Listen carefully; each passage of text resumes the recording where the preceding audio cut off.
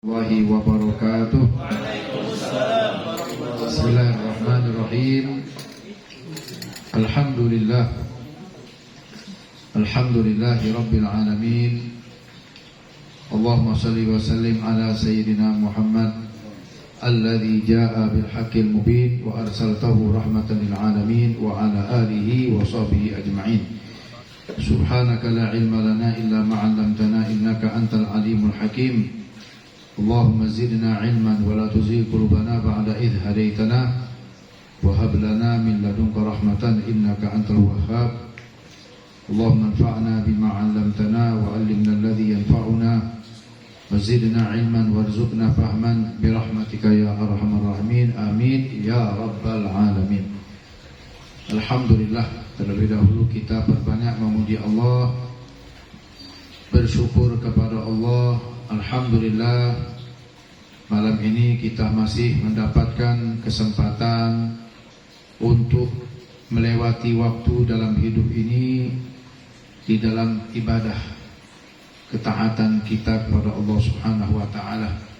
Duduk di majlis taklim, duduk di majlis zikir, duduk di majlis sholawat. Semoga Allah Subhanahu wa taala selalu memberikan pada kita rahmatnya serta taufik dan hidayahnya. Amin ya rabbal alamin. Dan mudah-mudahan majelis ini terus diberikan Allah keberkahan dan sahibul bait, sahibul majlis yang punya rumah, yang punya tempat, yang menyiapkan fasilitas semua ini untuk kegiatan majlis tilawatil Quran, majlis ilmu. Ustaz Kiai Gus Haji Iskandar Hamdan sekeluarga insyaallah selalu diberikan Allah nikmat-nikmatnya, diberkahi Allah semua karunia nikmat-nikmat tersebut bagi mereka semua dunia sampai nanti di akhirat. Amin ya rabbal alamin. Kita masih dalam tadabbur ayat-ayat yang terdapat pada surat Al-Furqan, yaitu sampai pada penjelasan di antara ciri ibadur rahman, hamba Allah yang dicintai Allah adalah orang-orang yang mereka itu yabituna li rabbihim sujjadan wa qiyamah.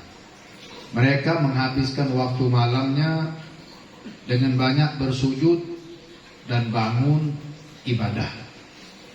Ini ciri dari amal ibadah yang sangat dicintai Allah Subhanahu wa taala, atau di dalam istilahnya qiyamul lail, bangun malam. Bangun malam tapi untuk ibadah. Di antara hadis Nabi kita Muhammad SAW berkaitan dengan masalah tersebut, dan ini sangat banyak, bagaimana Nabi SAW memberitahukan kita fadilah, keutamaan dan anjuran di dalam qiyamul lail ini tadi.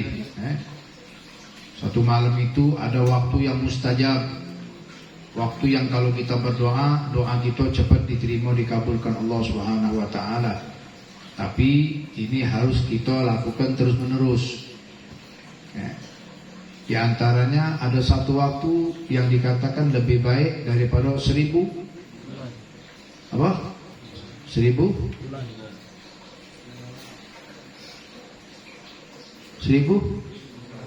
bulan apa malam? Malam. Lailatul Qadri khairun min alfi syahr. 1000 bulan. Syahr.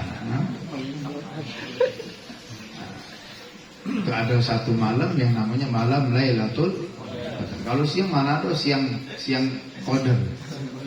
Siang Qadar ada nanti. Lailatul Qadar malam. Disebutkan dalam sabda Nabi kita yang lain, an Abi Hurairah radhiyallahu anhu qala Rasulullah sallallahu alaihi wasallam, rahimallahu rajulan qama min al-lail fa shalla. Semoga Allah memberikan rahmat, ini doa dari Nabi, kepada seorang yang dia bangun waktu malam, kemudian dia sholat, wa aiqadha imra'atahu, dan dia bangunkan istrinya. Kalau dia sudah punya anak, dia bangunkan keluarganya. Untuk apa? Untuk sholat, untuk ibadat di waktu malam yang dia sudah bangun duluan. Fa'in abad, jika istri tadi enggan, mungkin karena capek, karena ngantuk, nadhaha fi wajhihi al-ma', dikecingnya di wajahnya pakai banyu. Nah, ini juga berarti boleh. Salah satu cara untuk membangunkan wong itu, kalau dia tidur, bangunkan untuk ibadat, kencingi, bukan kecingi, dikecingi dengan banyu. Di mana? Di wajahnya. Dikit. Biasanya dia cepat bangun. Boleh. Makanya Nabi kan menganjurkan. Kalau ada yang bangun malam, yang ketiduran, kita kecingi, tidak apa-apa. Dengan banyu tadi. Wa rahimallahu mar'atan qamat minal lail fa shallat. Kemudian juga didoakan, semoga Allah memberikan rahmat kepada seorang wanita yang dia bangun di waktu malam, dia sholat, wa aiqadat zaujaha, dan dia bangunkan suaminya. Istrinya tadi bangun, dia sholat, tengok suaminya masih tidur, dibangunkannya suaminya tadi. Fa in aba nadhahat fi wajhihil ma. Kalau suami tadi masih tidur, dikecingnya banyu juga kainnya. Nah, ini kalau suami yang soleh tidak marah, malah dia senyum dengan istri yang bangunkan dia tadi. Masya Allah, istri aku bangunkan aku bangun malam, untuk sholat. Kalau suami yang itu marah-marah, dia gebuknya bini kau katik. Nah, ini salah satu contoh keharmonisan dalam satu pasangan suami istri dengan mereka ibadat tadi itu. Mungkin suaminya bangun duluan, istrinya belum bangun, dibangunkan oleh suaminya. Atau istrinya bangun dulu, istri bangunkan suami. Yang repot kalau tidur dua-duanya, siapa bangunkannya? Nanti yang bangunkan. Nah, ini bagian di antara contoh untuk demi mendapatkan fadilah di waktu malam tadi, sampai boleh untuk pasangan itu memberikan apa tadi? Mengecingi wajahnya dengan banyu. Kalau sekarang gampang, beli tembakan banyu terus. Yang besar, yang kecil baik. Coba ke dulu.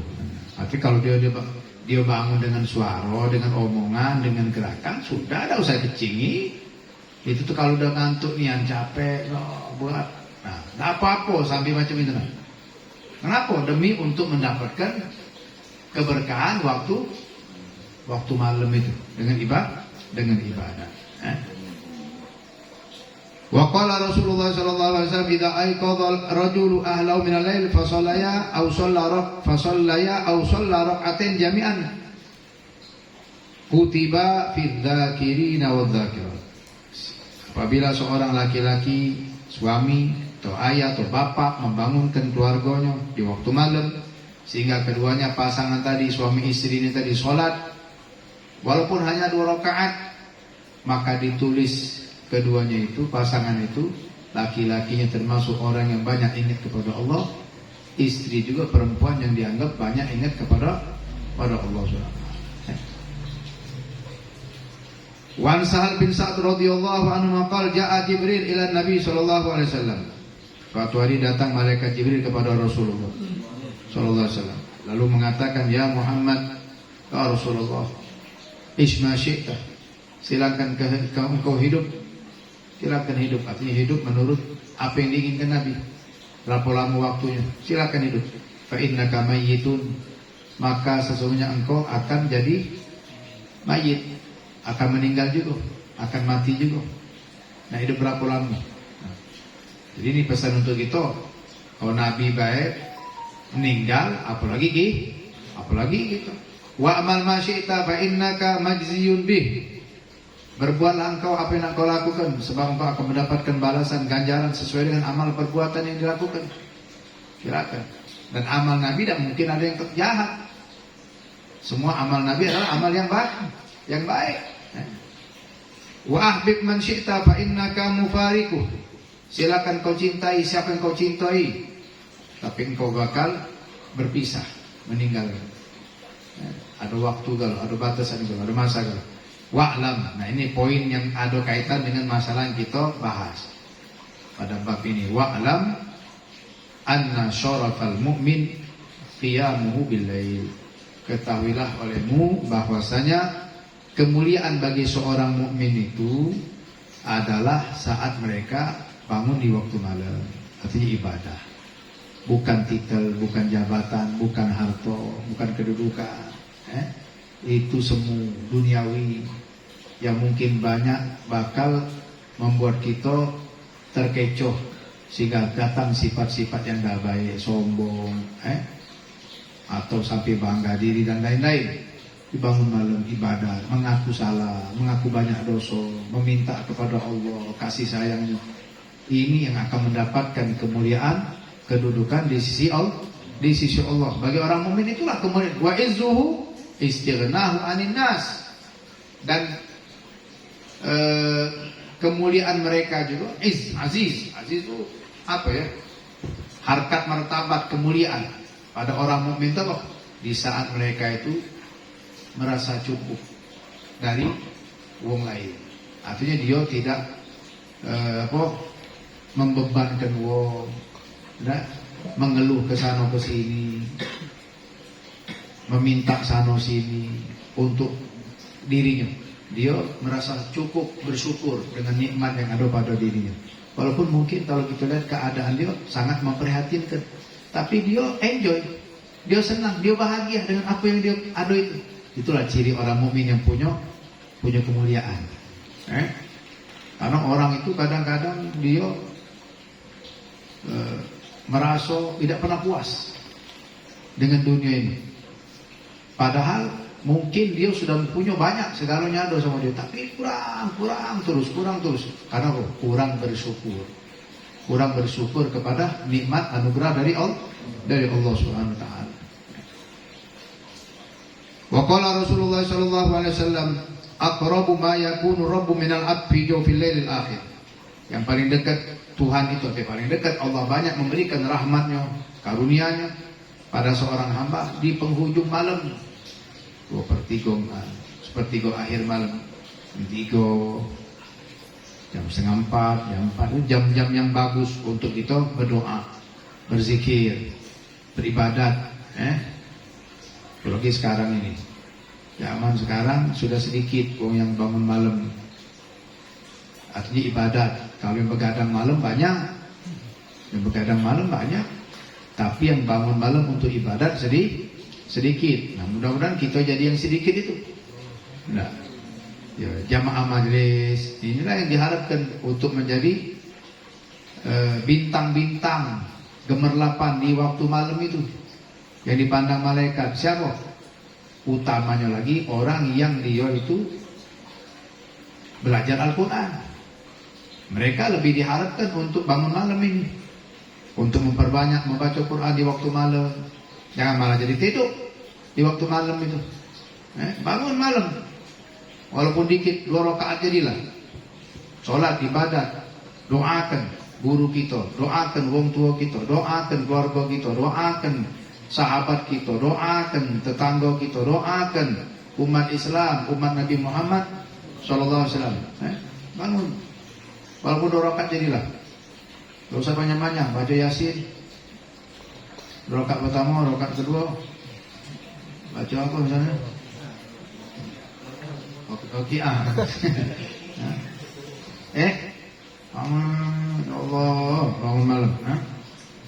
Karena memang waktu malam ini paling susah, tapi paling cepat merubah watak wong. Karena itu bertentangan dengan nafsu.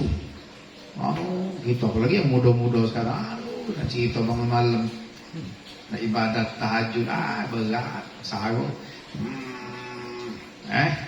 Maka itu dikatakan siapa yang tidak punya nasib, atau tidak punya bagian, tidak punya pendapatan dari ibadahnya di waktu malam, maka juga tidak punya pendapatan kemuliaan kaget di akhirat. Alhamdulillah.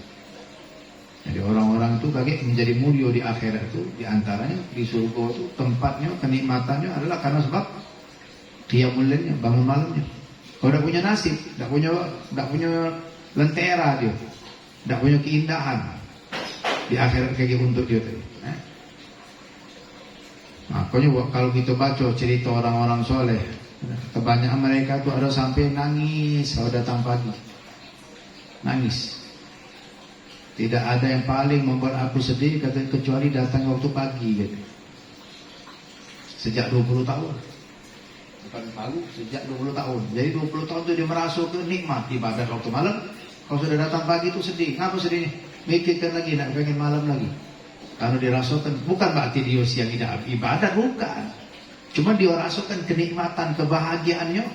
Nah, sama lah cak uang, nah, misal uang itu berdagang. Lalu dia dapat untung. Dan untungnya paling banyak katakanlah di waktu malam.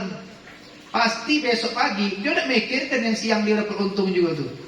Jadi pikirnya, cepat-cepat lah malam nih. Ngaku, biar dia baca, jualan lagi, biar dapat untung lagi malam. Besok macam itu lagi. Nah, dia jualan siang, tapi dia tahu kalau malam untungnya lebih banyak. Maka dari pagi itu dia nunggu apa? Nunggu malam. Kamu dan pulau siang ini cepat-cepatlah malam. Ngaku dia kalau nak cari malam-malam. Woi, kalau malam tuh dagangan banyak untungnya. Nah, orang yang bangun malam mereka merasakan nikmat ibadat. Akhirnya mereka waktu siang tuh malah tidak betah lama-lama siang. Padahal di siang hari mereka ibadat juga kan. Sholat kan ada waktu siang. Subuh itu sudah pagi, awal siang. Zuhur, asar, maghrib, malam. Tapi malam yang di ujung ini bagi mereka itu spesial. Punya kenikmatan tersendiri. Tak pacak diceritakan. Karena ibadat itu memang susah diceritakan. Apalagi kalau orang itu belum paham, belum ngerti, belum merasakannya. Yang sudah sama-sama ngerasakan lagi mereka masing-masing punya rasa beda-beda. Itu kita di Palembang, kata-kata tahu dengan pempek. Kalau tidak tahu dengan pempek bukan Palembang. Baru lagi tidak tahu dengan pempek. Ya, budak kecil itu jangan-jangan nangis, sama makan cukup dia. Waktu lagi.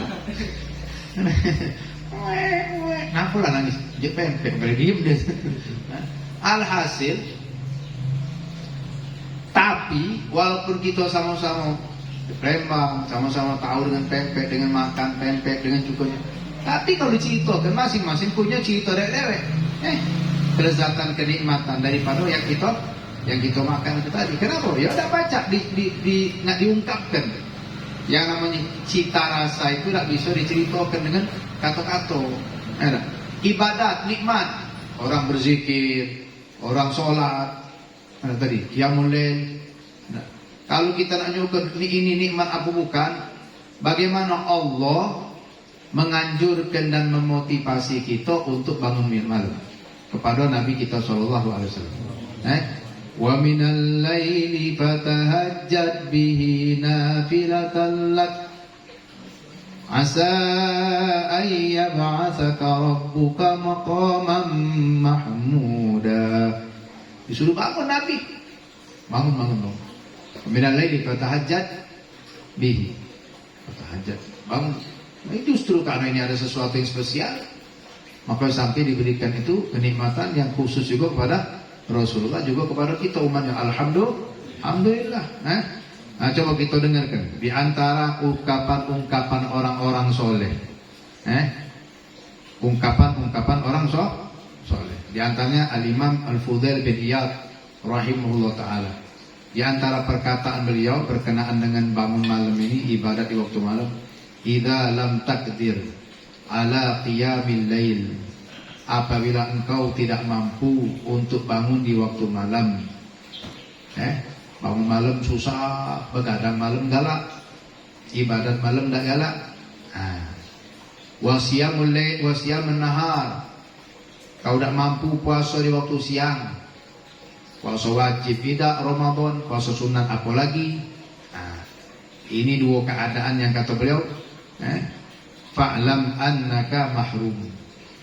Kau tahu tak dirimu itu telah diharamkan untuk mendapatkan kebaikan oleh Allah. Allah mengharamkan dia. Artinya hati-hati, jangan merasa aman gitu nah. Kalau tidak bangun malam, kalau puasa sunat males. Kamu zaman sekarang kan jangankan yang bangun malam, sholat wajib lagi tinggal buang. Jangankan puasa sunat, puasa wajib lagi tidak digawe buang. Tapi dia biasa-biasa ini nyantai macam nak kata dosa. Solat idak, puasa idak. Hei, apa dia yang digawekan di pojok dunia ini? Makan dari makanan ciptaan Allah, menghirup udara milik Allah, bumi yang ditinggalnya bumi Allah, langit yang di pucuk dia langit Allah, matahari yang nerangi dia matahari ciptaan Allah, bulan ciptaan Allah, banyu ciptaan Allah, segalanya punya Allah. Perintah Allah dan dituruti, permintaan Allah dan dibeloi. Apa dia gawe dia? Hati-hati kata Qudai bin, hati-hati kalau orang tak galak bangun malam, tak terbangun malam, tak galak ibadat, siang tak galak puasa, berarti dia telah terharamkan dalam kebaikan. Waqad kathurat khati'atu, dan itu menunjukkan sangat banyak sudah dosa kau. Banyak dosa. Kalau banyak dosa berat ibadat. Ada dosa apa tak tahu kita tanya sama diri kita sendiri. Apa dosa kita? Apa mungkin dosa kita kepada orang tua kita, mungkin dosa kita sama keluarga kita, mungkin dosa kita sama tetangga kita, mungkin dosa kita kepada keluarga kita, atau dosa kita kepada orang-orang muslim yang lain yang kita tidak tahu. Nah, jadi makanya kita disuruh juga banyak istighfar, banyak bertobat, banyak minta ampun kepada Allah SWT. Baik. Nah, sekarang di antara sebab yang memudahkan untuk bangun malam itu, kan pengen kan? Kita baru dikit dengarkan faedahnya. InsyaAllah kita termasuk orang yang diberi Allah kemudahan. Amin. Nah, ada sebabnya. Apa sebabnya? Ada dua macam. Ada sebab zahir, ada sebab batin. Baca bangun malam. Ada sebab zahir, ada sebab batin. Nah, kita gawe ke. Yang pertama sebab zahir dulu. Allah yuksirul akal. Jangan banyak makan waktu malam. Nah, cuma kakek habis ini makan. Nah, lanjut tak makan. Kalau kamu soalannya ke makanan, siapa nak makannya? Makanya dianjurkan kalau kita malam makan, jangan langsung tidur, berjalan dulu. Itu dianjurkan itu dalam kesehatan, minimal 100 langkah. 100 langkah, muter kayak di rumah. Tak usah nak keluar ni kan. Muter 100 langkah, muter. Habis kita makan. Karena orang banyak makan, fayuk sirus syarab, bakal banyak minum. Kalau sudah banyak makan, banyak minum, tidur dulu lah. Sudah. Kalau sudah tidur, kenyang, pasti berat nak bangun. Sungkan kan? Nah, itu pertama Jadi kalau kepengen pacak bangun malam, usahakan makannya di awal-awal malam. Misal kita habis maghrib atau awal isya. Kan, kalau sekarang misalnya dia makan, ya sudah usahakan jangan langsung tidur. Itu bergerak dulu, ada pembakaran makanan tadi. Insya Allah terbangun tadi. Yang kedua, sebab zuhirnya, Allah yata'at nafsahu bin nahar. Jangan dia membuat badannya terlalu capek waktu siang. Nah, jadi makanya kita disunatkan kalau siang itu ada namanya qailullah, istirahat sejenak. Siang hari sunnah itu istirahat sejenak sedikit betul. Untuk apa? Membantu dia baca bangun malam sama cowok puasa sahurnya gitu, makan sahur. Jadi kalau siang capek begawe dari pagi sampai tidur, pasti waktu tidur ini capek nih ya nih. Tak sadar sudah. Lebih dari obat bius itu. Kalau capek itu tidur lebih dari bius. Kebakar kan tak tahu dia. Tidur ngantuk tak tahu. Itu kalau badan kita udah capek nih, kadang hujan deras, sudah hujan petir. Malam-malam tuh. Bangun mau basah galau. Bisa rumahnya bocor. Basah galau. Apa basah?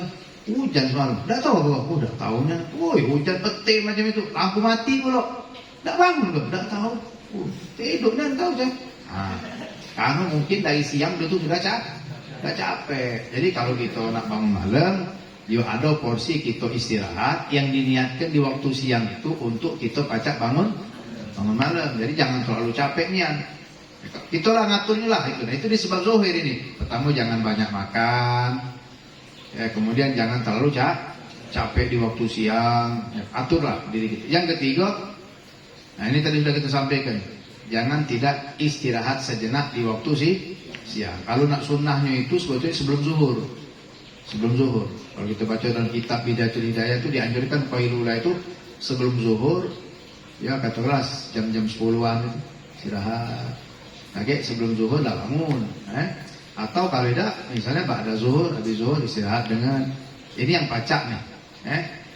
Kalau wong itu sudah pacak ngatur, walaupun katokan siang tidak dia tidur, cuman dia malam lebih cepat tidur. Dulu ada kita Habib Ali namanya, almarhum itu. Dekat rumah itu kalau ada acara malam, dia anak dia yang diutus, dia tidak pergi. Dia bukan nak pergi apa, dia ngutus anaknya, cuma dia tidak baca, dia lah terbiasa istirahat tuh jam 9, paling lambat jam 10. Dia tidur juga. Karena dia memang jam 3 sudah terbiasa untuk bangun. Pola dia macam itu sudah, tidak terganggu lagi. Ya, kalau kita pun ada sesekali ada acara, ada macam kat taklim macam ini, tidak masalah. Menurutlah tadi jangan juga terlalu malam. Bagi waktu untuk kita pacak mendapatkan kemuliaan di waktu yang lain. Nah, kita bagus malam misalnya ada majlis.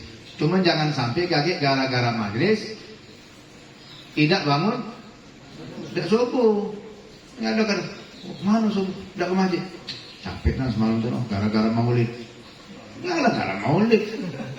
Capek malam gara-gara majlis. Jam 1 bawa balik malam dari majlis. Apa dia galik? Tak ada kelakar baik sebenarnya. Kelakar. Kadang-kadang lama kelakar dari majlis. Majlis dengar kelakarnya lah. Kamu ada yang macam-macam. Nah, yang keempat, ini perlu juga kita perhatikan. Untuk yajtani bertirtika bil ma'asi, menjauhi diri dari melakukan dosa di waktu siang. Bukan malam melakukan dosa, bukan. Artinya kita jauhi, hindari diri kita dari bermacam-macam perbuatan maksiat. Yang kedua, sebab batin. Kalau tadi sebab zuhir, sebab batin sekarang. Apa sebab batin? Membersihkan hati dari penyakit-penyakitnya seperti higit, dendam, benci sama wong, sombong, ujub, riya, segala macam penyakit. Maka itu sebelum nak tidur minta ampun sama Allah.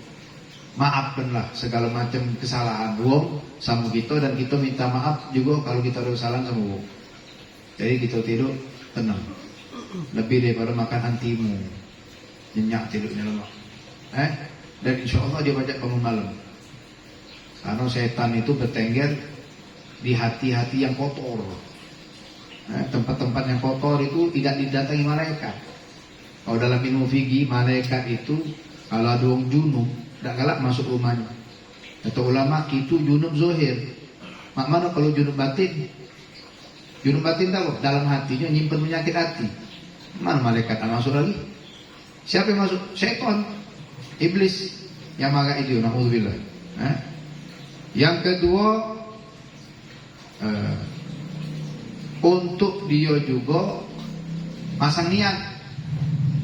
Kalau nak bangun malam dia pasang niat dalam hatinya, minta untuk memang dia dapat dibangunkan Allah di waktu malam itu. Ada di antara doa dibaca, Allahumma la tahrimni khairu ma indak li syarri ma indi. Ya Allah, jangan kau haramkan kebaikan yang ada di sisimu karena sebab kejahatan yang ada pada aku.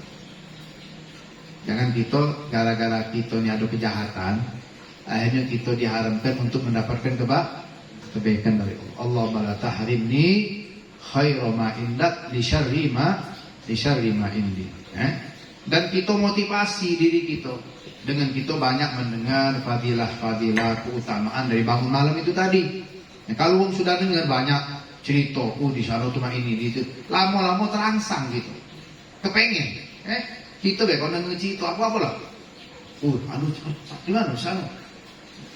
Sekali mungkin kita biasa kalau 2 kali 3 kali lama-lama. Yang tadinya tadi manjem biasa, akhirnya kepengen tahu kan, pengen. Karena sering banyak kita dengar tentang ayat-ayat Al-Quran, faedah bangun malam, hadis-hadis Nabi tentang bangun malam, ibadat waktu malam, cerita-cerita ulama tentang bagaimana ibadat mereka di waktu malam. Lama-lama kita pengen ya Allah, pengen aku ucap mereka, pengen aku mendapatkan apa yang mereka dapatkan itu. Itu yang penting itu, kepengen itu. Kepengen ini pacak puji wong alta. Kalau wong punya apa?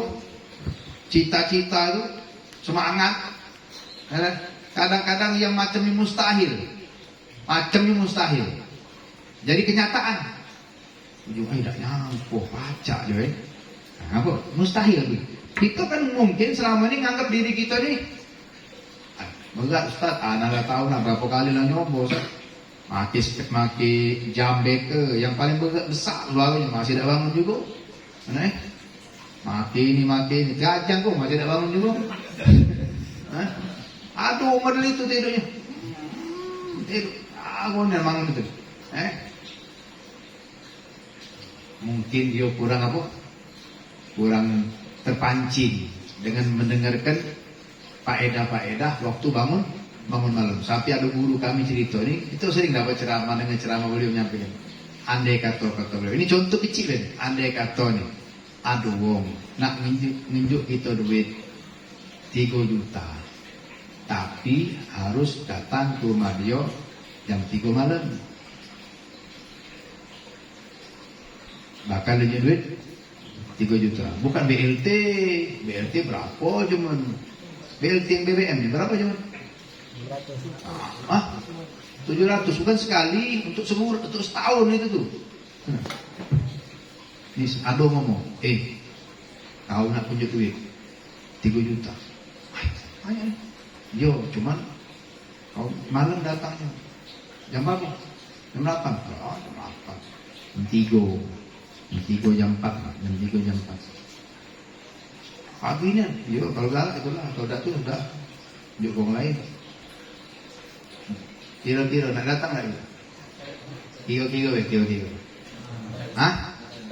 Besoknya kita buat ya, misal soal ngomong, siapa yang datang aja jam 3, jam 4 dapat duit.